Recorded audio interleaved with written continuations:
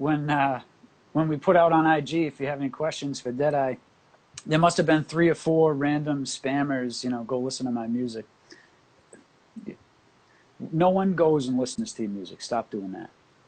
Yeah, I don't get why, If you want, we could put you on blast, but it's not worth the time right now. Even on DMs, like, they just be, like, sending the links, and I'm like, bro, terrible.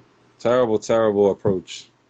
I will every now and then someone writes a sincere message, and I'll say, listen, if I don't like it, I'll tell you, but I try not to, unless it's garbage, I try not to be negative, you know what I mean? Music is... Yep. It's an interpretation of someone's art or someone's feelings, and unless it's really bad, unless it's two white boys from Grafton Hill trying to. I don't know if you ever seen that video, "Living Good." It was like this big thing a few years ago. It was kids from Worcester, it's 2 white dudes. Nah.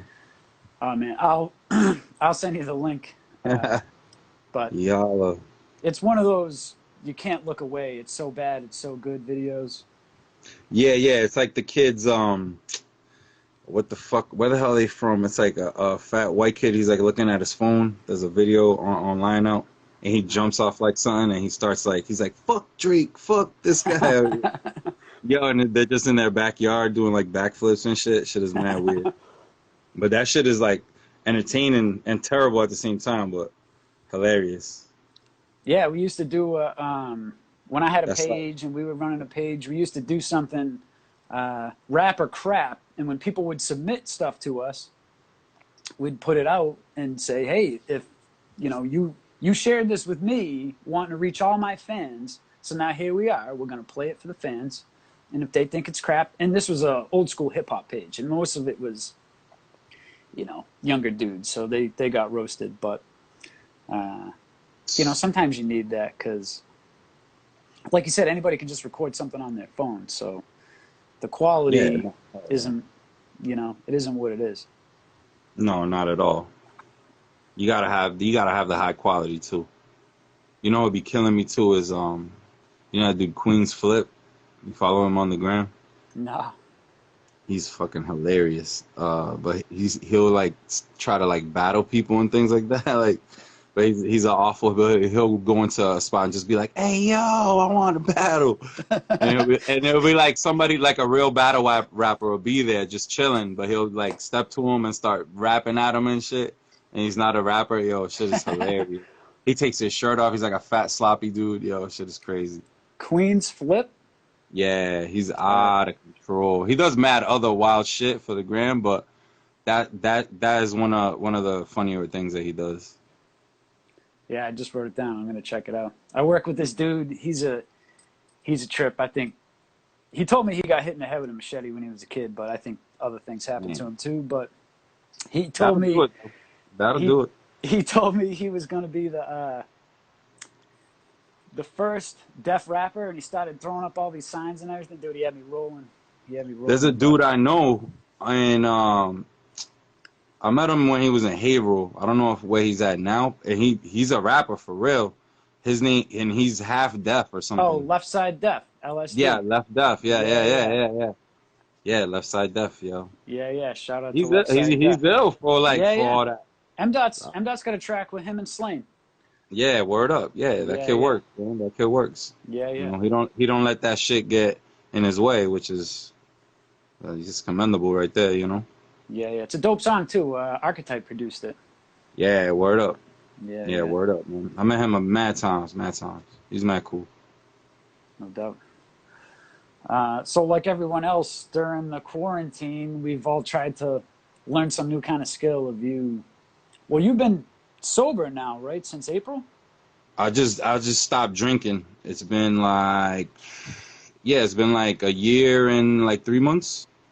Oh, so last April, okay. Yeah. Wow, that's I got like 69 weeks, something like that. Wow, that's great, man. Yeah, man, word. Appreciate it. I don't really drink at all, so. Yeah, I can't do it, man. I can't do it. It ain't for me, bro. No, that's good. I mean, Past the greenery. That's it. The smoky smoke. That's it, bro. Can't do nothing else, brother. If my girl wasn't gonna get mad for me smoking in the house, I'd be smoking right now. But you know. Word, I feel you. I'm in my office. I can't do it up in here. What up, GQ? So, you know. You do that because it's business or because it's in the crib? What, the spot? Yeah, smoking in the Oh, studio. and it's cause it's a business building. It's like a it's like a commercial building and shit Oh, like that. okay. Yeah, you're up in a spot. Okay. Yeah, yeah. So I'm keeping it kosher, brother. Salute my dude GQ, man. Shot What's Town up in with the house. GQ? E Holla, what's good? So, have you picked up Shot. any new skills during the quarantine? Um, I just kind of just been honing my shit, you know what I mean? Like, and trying to finish up all this work. I just had so much music like on the table that I just been trying to finish all that up and put out all these projects and put out more merch and just put my foot on the gas a little more, you know? That's what's up. Because I just been kind of coasting for a little bit in terms of like putting out music, like from myself, and I got two other things I'm putting out too, like that I didn't like make any music on. It's like executive produce shit. Okay.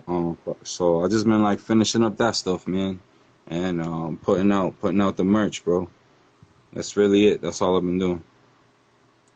Now, most of your merch is with Noise, or just the ones that he designed? Um, just the stuff he designs. Anything with his logo on it is through Okay. him.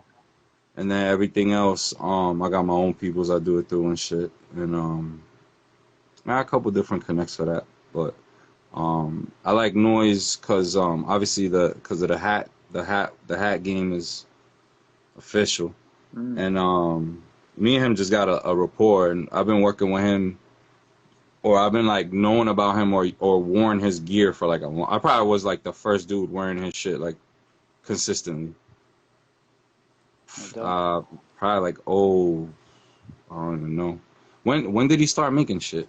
Like 2011, 2010, 2009 or something like that? Yeah, when I met him, he was already doing it, so I'm not even sure when he started. Yeah, when he started, it was like before even like M Dot or like Spose was like even knowing about him. Cause he's from Tewksbury. He's close to like my area. Yeah, yeah. You know what I mean?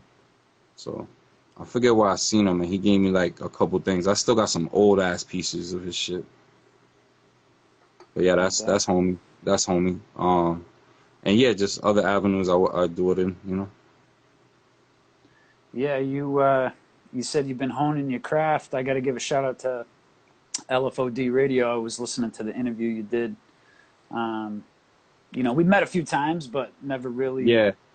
had conversation like we do now. And so I was just trying to get some background and saves me from having to ask a lot of questions. And Yeah. and just you talking about how you came up and you were around certain artists in the early 2000s, and then later on being with Term, how you were able to parlay that. And when you say honing your craft, for anybody that's listening, watching, you're definitely someone who you could see the progression of your career from the mixtape with Crumb, to today with everything you've got going on. It's great. Word up, man. Yeah. It's great to Yeah. hear and see you continuing to. Yeah. I try to keep it like grounded too, so like people could see like and like feel the journey. You know what I'm saying as well. So things. I'm blessed, man. Things kind of like just kind of worked out in a certain way for me. So here I am, brother. But yeah, man. I feel you. Like it's good to go back and watch some of these other interviews. That way you're not asking the same shit, and your interview ain't as like exactly like other ones. You know what I'm saying? Yeah, yeah, Plus, we already had a report from before too. So yeah, yeah. yeah. Well, Man. I ask about aliens, and I'm gonna ask you some other shit that people might not ask, but so you're around lots of different personalities and egos, and some nights people are on, some nights people are off. How do you navigate your way through all that personality? I try not to take it personally. I just try to do my job as well as I can, and then, if the artist is trash, then hopefully they look in the mirror and be like, damn, I was trash, instead of trying to blame the DJ or the sound, or you know how they do. Oh yeah, yeah. Artists blame everybody but themselves. They too bent, they too whatever. So I try to just do my best, and as long as I look good on camera, you know what I'm saying? Yeah, yeah. So yeah, but yeah, a lot of different egos, a lot of different ways of going about things, a lot of different just extra personalities that just come around because they're part of people's entourage, or their cousin, or their whatever. Shit's crazy. Yeah, yeah. It's easier now. It's way less people involved now. But Okay. Yeah, back in the back when you could day, bring 20 people behind stage.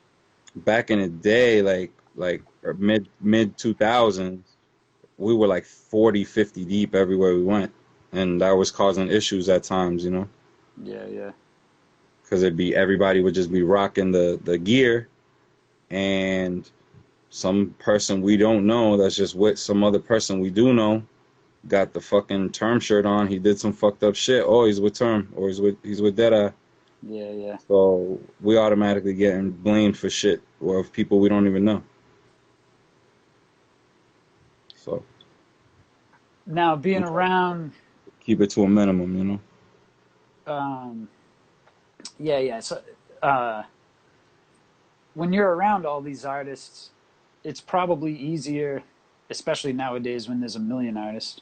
But it's probably easier introducing or coming and meeting somebody as a DJ than another rapper, where a lot of rappers, whether they're SoundCloud rappers or whatever they are, they've got their egos and personalities. Where a DJ, it's almost easier for an artist to open up and be friendlier to a DJ than some other artist who might have a reason for shaking hands or reason for taking a picture. You know what I'm saying?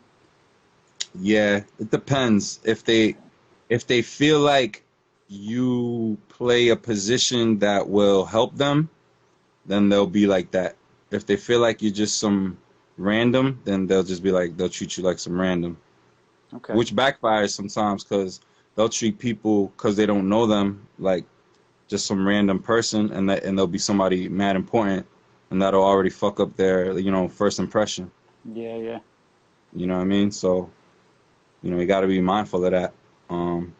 But I say, like, it helps, for the hungry cats. They're just looking for exposure. So that's a good thing.